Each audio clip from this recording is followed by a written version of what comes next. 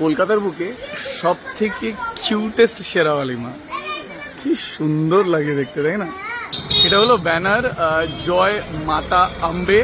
এটা হলো 87B Kashipur road, Kolkata 2, Singha gate quarter, 26 and 27 April. আর এইটাই হলো তোমার সিংহ গেট কোয়ার্টার।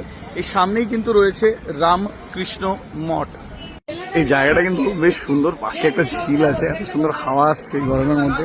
আর এটা হলো সব থেকে কিউটেস্ট মায়ের মূর্তি যদি আমি বলি, অপরূপ সুন্দর লাগছে। আসলে মায়ের চোখগুলো দেখো, মানে এতটাই সুন্দর লাগছে। আমার ঠিক সেই চোর বাগানের কথা মনে পড়ে গেলো। এবছর চোর বাগানের যে আমরা সরস্বতী ঠাকুরটা দেখেছিলাম, ঠিক যেমন কিউট হয়েছিল, এখানে কিন্তু সেম কিউট, তাই না সোনাল?